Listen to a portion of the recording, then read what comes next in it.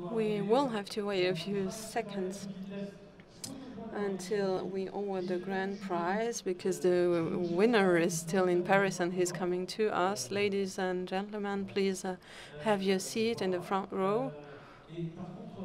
And I now call on the next item on the planning. We are going to welcome PXN, because this association, this gathering, is to us a very interesting initiative. This is exceptional and very much in line with what we've been trying to do at Cross Video Days in the last 6 years. Margot Misica from European, Arnaud Collinard, Pierre Catan, also again, and Benjamin Auguet will be moderating this discussion. Thank you, Bruno.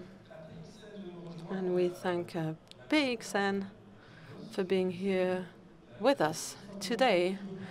We have here the leaders of PXN. Mrs. President, I'm the only lady on stage, so I'm the one who's going to have the say so much in terms of gender equality. We are all producers of digital experiences, and this is the reason why we decided to gather in the framework of an association at a point in time where we thought that the access to information and culture was mainly ensured by circulation distribution channels, and where we wanted to be part of it and be part of the digital turn of the creative and media industry. So we were reflecting upon ways to support cultural institutions on their way to implementing demanding digital policies regarding as well the content and content production, as well as the form, because those channels require new ways and new writings, new narratives. So we wanted to support all those French institutions that were part of the development of the industry. I mean here the CNC, FTV, Arte, the regional funds too. In our country, the public institutions have tackled those topics in the last years, and we think that it is a very lucky situation. We need now to bring structure into the sector, to have numerous investments in order to achieve coherent policy and a massive one dedicated to those new channels. So I will talk about the members. We wanted to bring together all the demand, know-how, and expertise of many actors, and in the first line of the producers. We are not aimed at being a very closed so-called of producers who will talk together in order to fight for their own small battlefield. As a member of the producers gathering, which for now is a French network but is going to turn international, we would like to develop necessary tools in order to relay or pass on the information to the relevant players. So we relay information from the authors, creators, and also try to lead a very intense discussion in partnership with the broadcasters, because they are in the front line. I see a few of them here in the audience, and they are the first to be confronted with those issues of means and other questions. We are a rather new and small association, and we hope the group will be powerful enough to grow. So we are looking for other members and waiting for producers from France and overseas to get in touch with us in order to find out intelligent solutions. We are a so-called think and do tank. which is a circle of reflection and action.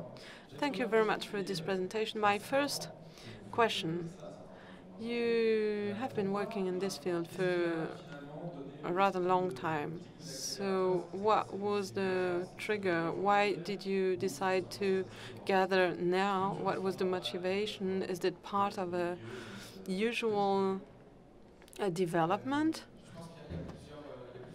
Well, we have various ways of thinking. First of all, our industry is becoming increasingly mature. Producers, but also authors and directors can now achieve successful projects with international exposure. The uses also have changed. We have linear projects, AV projects, and other kinds of contents. And the third motivation is a political one, and I think the attacks of the 11th of January were also part of this energy, this dynamic. After the 11th of January, many of us had the feeling that the state, as well as the Ministry of Culture, were just finding out how important social networks are, with a view to developing or building the feeling of citizenship and belonging. So we feel very much concerned by the topic of cultural heritage and passing on our culture and our identity via cultural activities. This is why we decided to turn to action, and we also had the feeling that we were confronted with a glass ceiling, meaning that we have partners within the channels that work on the new media and experience great difficulties when trying to achieve their projects because they're working together with major structures that haven't not completed this digital revolution yet. So those were the reasons why we decided to gather within this association. You all come from the AV sector. You also mentioned culture in general, meaning not only AV, but also maybe content producers working in the educational field or town planning and other sectors. Is that in line with your perspective, or would you rather like to stay within the AV industry? I think that we are very much reflecting our perspective as actors of handicraft. We are an industry, but we don't behave as industrials. We still move forward with our craftsmanship approach, and we are rather co-editors. We are not competitors. We share our experiences. We develop a horizontal way of being linked, related to each other. And our narratives are focused on the story and the experience we're trying to put on stage. And this means that we produce experiences and that anybody who's producing experiences might join PXN and feel represented by this association. So many players are now using those new writing techniques, and we see no limitation and no restrictions. We call ourselves producers of digital experiences, and this was a decision, a conscious decision we made on this vocabulary. So yeah, we are, each of us is very different, and we have to mix in our various practices, our thoughts. We are a so-called think and do tank, as Jeremy just said, and as many others do. David Dufresne talked about it this morning. If you listen to the various projects that exist, you very quickly understand that we are all working along the same lines and towards a similar direction. We are all part of a common reflecting upon those new ways of writing. So therefore, I think that we are going to turn into a much broader association as an association gathering only producers and broadcasters. Un peu collective. So how does this work then, the think and do tanks? Do you share resources, or how do you see things? I think it's, well, it's a make and do sort of system. We're gradually building up this system. We have a board of directors, like in any association, that meets every month. We talk about and think about different subjects. We make ourselves available for players in the sector, for example, AV producer unions, funding entities, to think about things together on subjects that we see as priorities. So we try and participate as much as possible in this dialogue. We also go out and meet people. We raise awareness about our existence. And we believe it's important to do that work and to raise subjects, talk about issues that are important to us. So, for example, like we had the opportunity here to have a broad exchanges with international counterparts as well. We try and meet and share ideas on these different topics.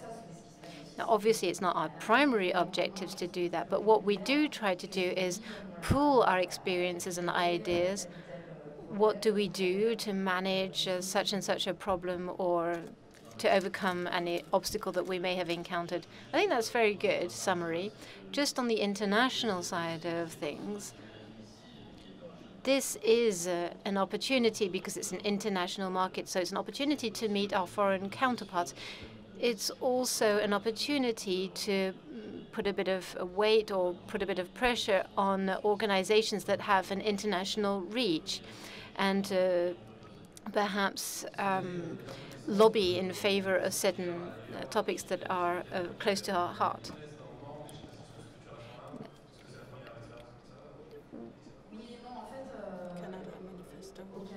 What about the Canada Manifesto? Well, we have the Interactive Producer Association, which has been a huge inspiration to us. They don't operate in exactly the same way, because contrary to the way we operate in France, in Canada, on the contrary, there are no real barriers between professions. So you have different branches. They are broad associations. I would say that there isn't an exact equivalent to what we do, because they do things that we aren't able to do, but vice versa as well. There was this Canadian manifesto, which was the result of obscure publication issues. I think they themselves as well were somewhat disappointed of the outcome of this manifesto and what it produced. And they, as a result, are quite interested in what we're doing as well. I imagine that you still have long discussions ahead of you with your partners. Let's start with one of the most obvious issues, financial institutions. We're going to be talking to our CNC colleagues soon, not only them. We've got a Canadian, Belgian, German, Swiss colleagues as well taking part in the discussion. What are you waiting for the outcome of discussions with PXN? I think there are three main priority directions that we want to take, although that'll be fine-tuned as we go along. First of all is state investments, not just CNC, in digital. the share it represents today, in our view, is insufficient. Therefore, we want to find a way to break through this glass ceiling, because austerity measures are being taken in all public sectors, but we don't want to touch that area because these are growth sectors. The second issue, which is rather more urgent, is to adapt the current systems to the specificities of our work, because today we are working in a television-oriented context, and so work needs to be done on that. So we need to facilitate international cooperation as well. These points have already been taken as a priority at the CNC, but we need to help them to move this agenda forward.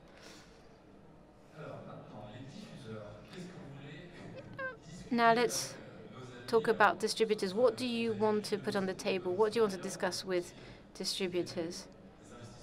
Because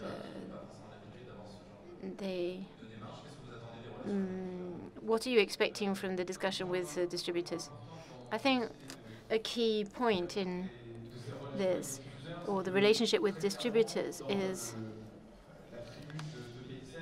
that PXN is also campaigning for a state digital industry.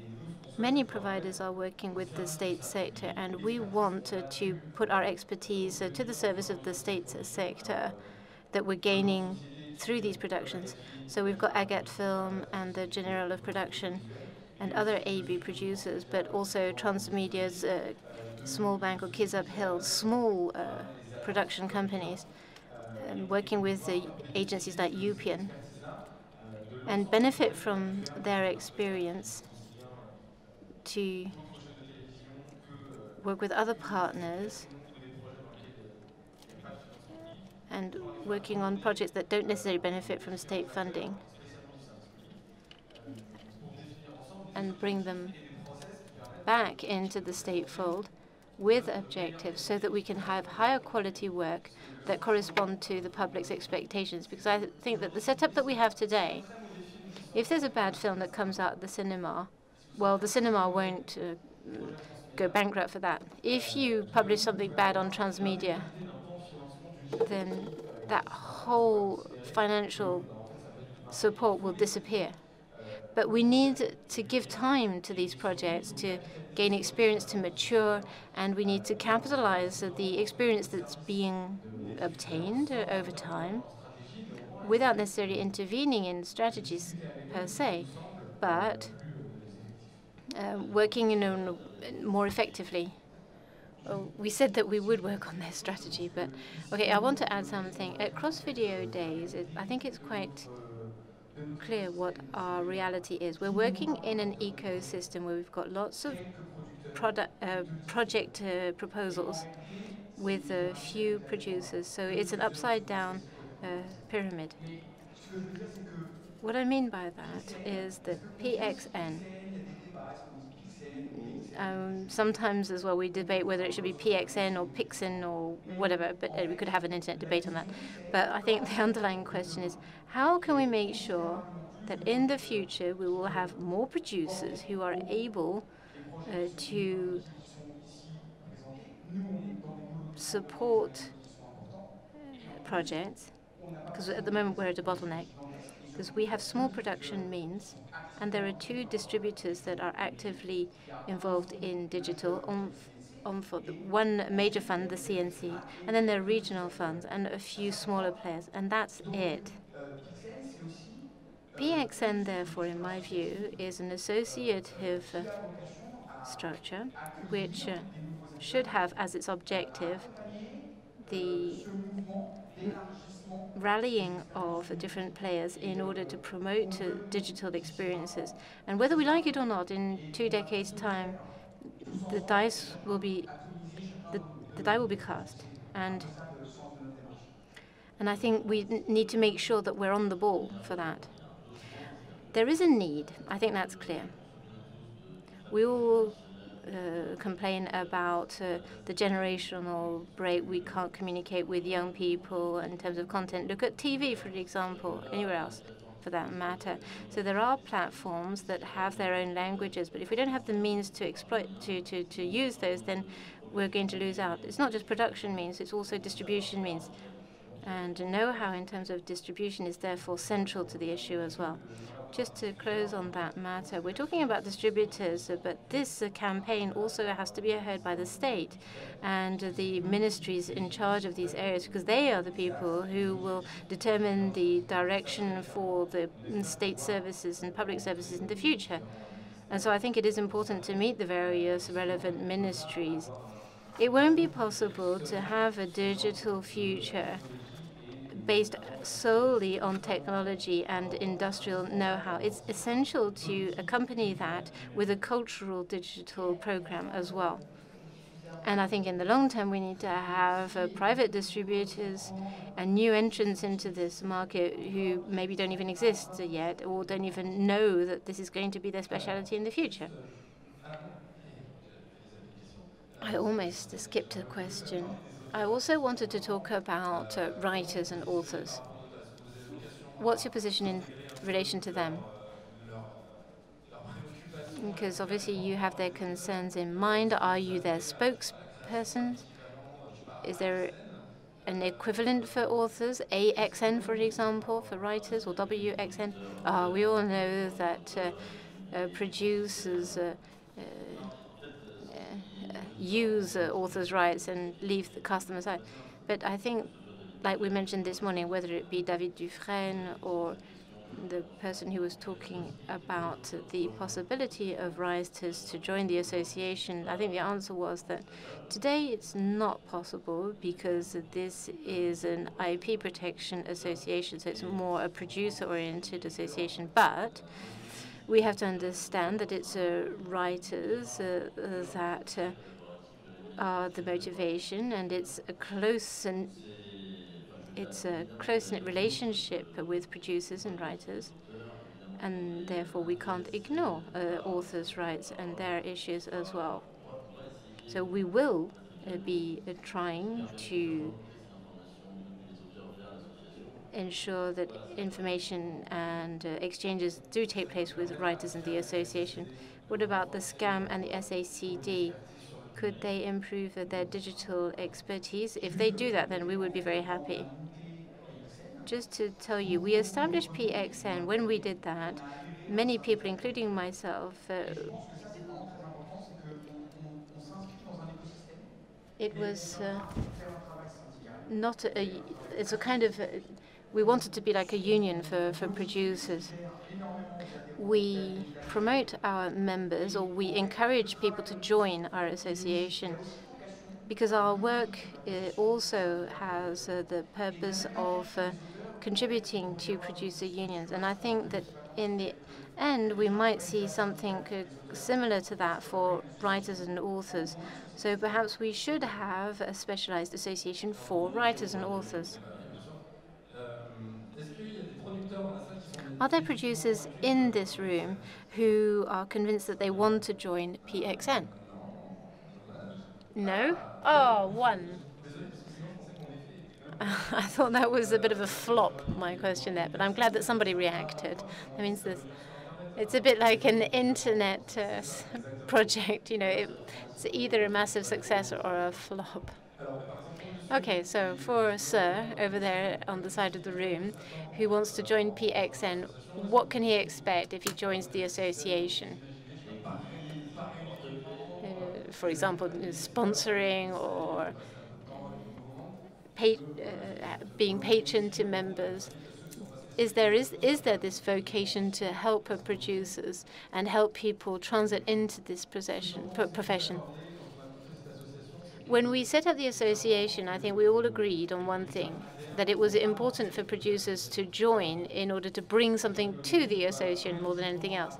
We, as a group, we contributed to the sector. The purpose of our association is not to offer an advantage to a small elite, but what we want to try and do is set up regular contact with players in the sector in order to channel issues and deal with those issues that are important for our members, for example, legal issues. In our view, our association more than anything else is about solidarity and making sure that we are working in favor of our sector and our industry. Of course, we work together. There is a sense of putting our shoulder together to the wheel.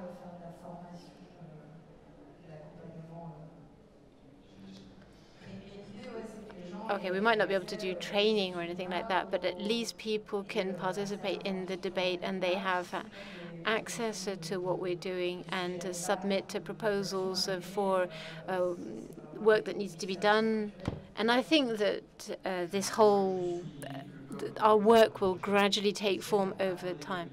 For the moment, I think there's one thing that's important to say is that PXN doesn't have a business model. So if you do join PXN, it's a disinterested membership. It's for the benefit of members, but it's the members who contribute to the association.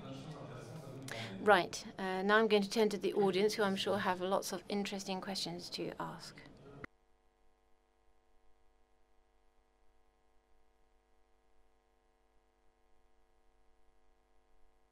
Please introduce yourself. I'm a producer in London.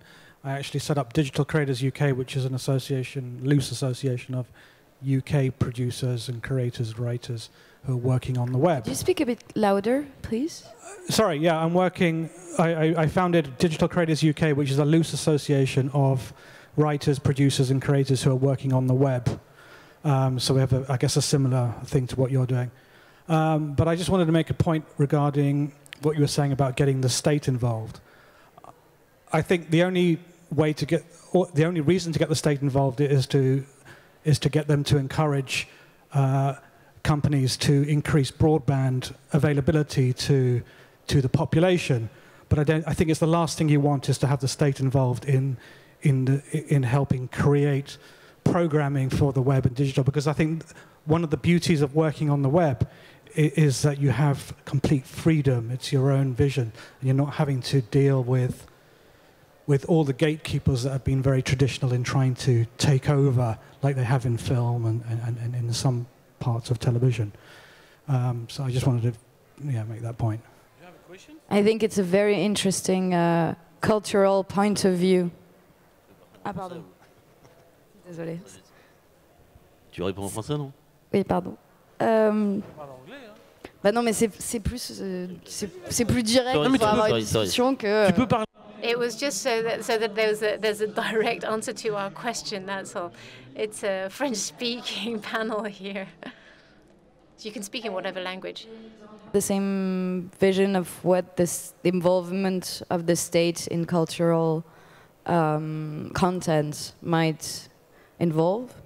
And clearly we are more used to it and more comfortable with them being involved, even though the idea is not for them to become the only or the new gatekeepers of this media that is internet, and to keep its freedom. But what we've been observing until now is that with the means that they had, they were more accompanying creation on those platforms than creating new locks for viewers or for people to see the content. But the idea is ultimately to have also public institutions make private institutions invest on those new medias. Est-ce qu'on a une autre question dans le public? Are there other questions from the audience? Yes, in the middle. Hello, my name is Gaëlle Châtelain. I am a deputy director at Liena. I used to work in the private sector, and now in the public sector, and so I find it quite interesting to hear what you're saying as an association. Maybe you'll have a new member soon. I'd like to know what you do to encourage private investors for distributor. We had a transmedia project, but we believed that transmedia was somewhat of a pious wish, and it doesn't really garner much support in concrete terms. So what do you do in that respect? Thank you very much for this question. It will certainly help us clarify a little bit the situation. Right now, for example, we're born of two parents, and sometimes those parents argue. I think transmedia is the black sheep of the family. Walt Disney set out the paradigm on which I think, the original paradigm for transmedia years ago, and we're still working along that path. And I think that works that are supported by the state, creative works, weren't originally destined for marketing. The proof of this is that we are very exploratory in our writing. The private sector, on the other hand, in terms of distribution, and I'm talking about France here, doesn't invest that much in transmedia because they are not interested in extending the scope of this narrative. Well, it's very interesting, actually, this discussion, this debate. Perhaps we could ask somebody who is from a private TV channel who could add to this discussion. I think it would be more interesting if we had all sides of the debate, or maybe they're not allowed to speak. You've got a lot of experience, Gaël, with TF1 and Canal+. I think there are two battles. One is the state service in France, which is the main backer of media, and then you've got private distributors who didn't necessarily have the instinct to inform the public on certain issues because they didn't have the same commercial interest, and it's the same for radio TV. So I think the first thing to do, on the other hand, there isn't a strict hierarchy, but who and how we can encourage private distributors putting pressure on them, or just submitting interesting projects, or d'action politique aussi, parce que dire il faut une perhaps by encouraging to do more transmedia. Perhaps we should simply motivate or give an incentive to private distributors in order to adhere to these new ideals.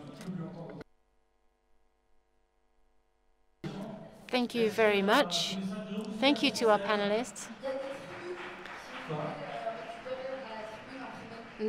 We have La Tribune in print if people want to. La Tribune is the position of the position paper of PXN in relation to this world. It sounds very megalomaniac, what you're saying there. Okay, we've got these brochures that are available, Margot, in the other room behind. Thank you very much to PXN. Thank you to our panelists. Thank you, Jeremy.